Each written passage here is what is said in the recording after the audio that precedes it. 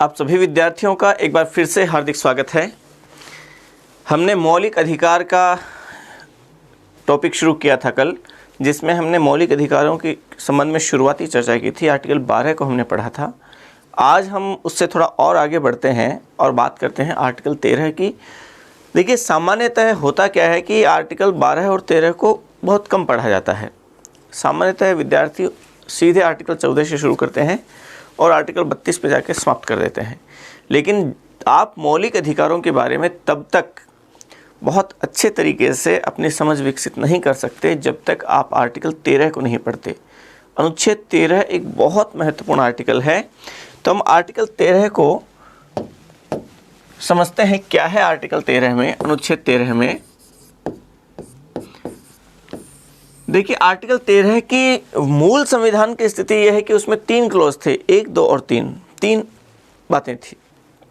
और वर्तमान समय की स्थिति यह है कि इसमें 4 क्लॉज हैं, 1, 2, 3 और 4। क्या कहा गया? आर्टिकल 13 का जो शीर्षक है वो है मूल अधिकारों से असंगत विधियां।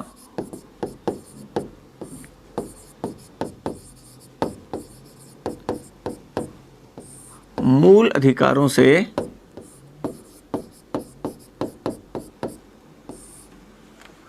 असंगत विधियां, कि यदि कोई कानून बनाया, वो कानून यदि मौलिक अधिकारों से असंगत है, मौलिक अधिकारों का उल्लंघन करता है, तो क्या स्थितियां होंगी, वो आर्टिकल 13(1), 13(2), 13(3) और 13(4) इन 4 क्लॉजेस में दिया गया है। तो मौलिक अधिकारों से विरोधी विधियों के बारे में आर्टिकल 13 विशेष रूप से है, और ये थोड़ा सा विवादित भी है। इसके बारे में एक लंबा विवाद भी चला, उसकी पूरी कहानी की हम बात करेंगे। पहले आप समझिए 13(1) क्या कहता है। आर्टिकल 13(1) कहता है कि संविधान पूर्व की विधियां संविधान लागू होने के बाद यदि भाग 3 से असंगत हैं तो वो उस उल्लंघन की सीमा तक वो शून्य होंगी। कि यदि मान लीजिए संविधान लागू हुआ, उससे पहले भी तो कानून चल रहे थे भारत में। हमारा संविधान लागू हुआ उससे पहले भारत में वो कानून जो चल रहे थे, जिसके अनुसार भारत में सब कुछ सिस्टम चल रहा था। यदि 26 जनवरी 1950 को जब मौलिक अधिकार लागू हुए, उससे पहले की वो विधियां इस दिन, जिस दिन मौलिक अधिकार 26 जनवरी 1950 को लागू हो गए, यदि वो विधियां इन मौलिक अधिकारों से असंगत हैं, उनकी विरोधी हैं, उनके साथ टकराव है उनका, तो ऐसी स्थिति में पूर्व में चल रही वो विधियां क्या हो जाएंगी? निष्क्रिय हो जाएंगी, वो शून्य हो जाएंगी। क्योंकि मौलिक अधिकारों के विरोध में कोई भी विधि नहीं हो सकती। कोई भी विधि मौलिक अधिकारों के टकराव में नहीं हो सकती, उसके विपरीत नहीं हो सकती, उसके अनुकूल होनी चाहिए। तो ये जो 13(1) मोटे मोटे तौर पे आप ये समझिए कि ये 13(1) का संबंध उन विधियों से है जो संविधान लागू होने से पहले प्रचलित थी। संविधान पूर्व की विधियों से प्रचलित इसका संबंध है 13(1) का। तो इसमें कहा गया कि संविधान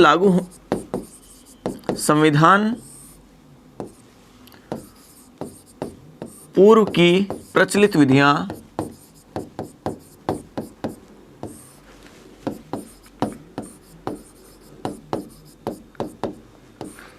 संविधान लागू होने के बाद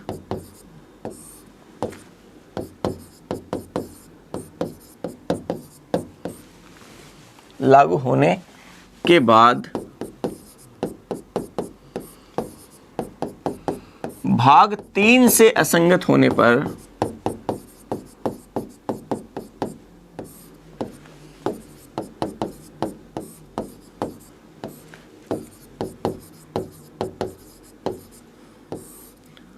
उल्लंघन की सीमा तक या असंगतता की सीमा तक शून्य होंगी।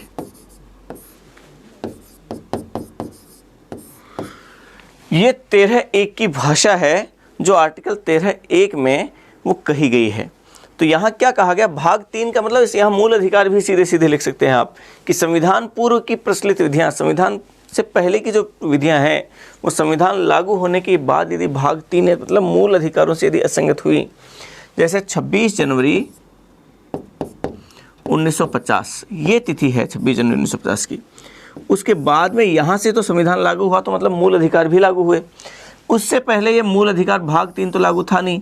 तो यहाँ से कोई विधि मान लीजिए यहाँ पे प्रचलित है, और ये विधि जो यहाँ पे प्रचलित है, यदि इसका टकराव यहाँ पे इस मौलिक अधिकार से हुआ तो ये विधि यहाँ इसके बाद से प्रचलन में नहीं रहेगी, वो उस उल्लंघन की सीमा तक शून्य हो जाएंगी।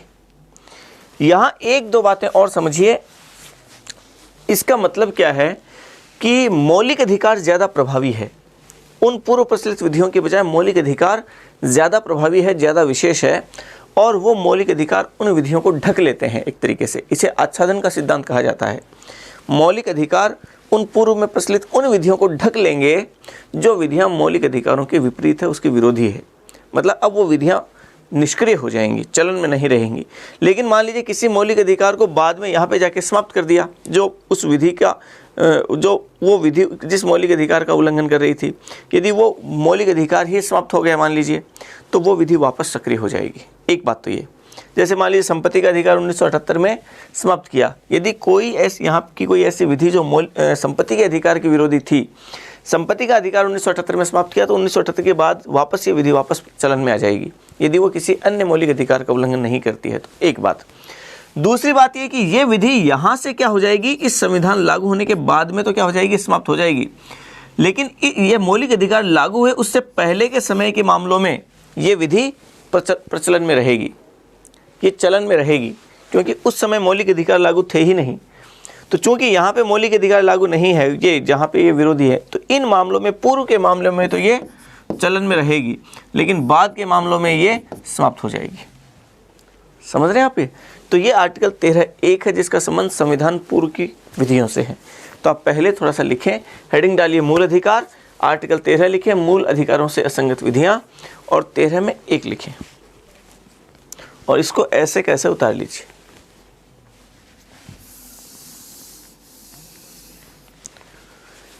तेरह 1 को उतारिए, संविधान पूर्व की प्रचलित विधियां संविधान लागू होने के बाद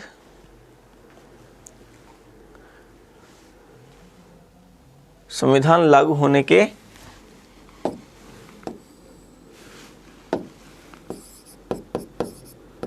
बाद भाग 3 से असंगत होने पर या मूल अधिकारों से असंगत होने पर उल्लंघन की सीमा तक शून्य होंगी।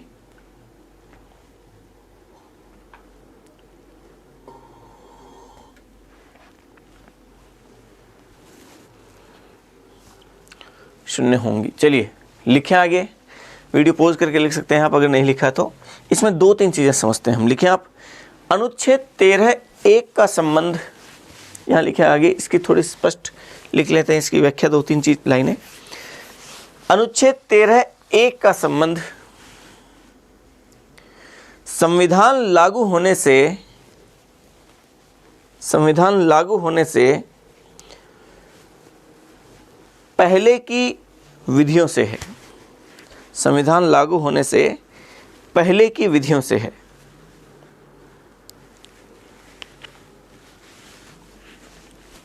संविधान लागू होने से पहले की विधियों से है। ऐसी विधियां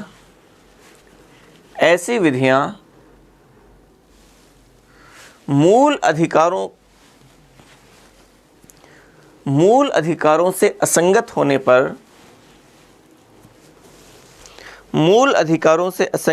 पर संविधान लागू होने की तिथि से शून्य हो जाती हैं।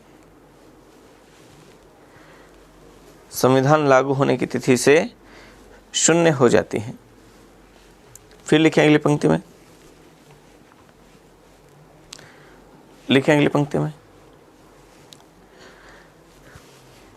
लिखें संविधान पूर्व की ऐसी असंगत विधियां, एक लाइन लिखे आएंगे, संविधान पूर्व की ऐसी असंगत विधियां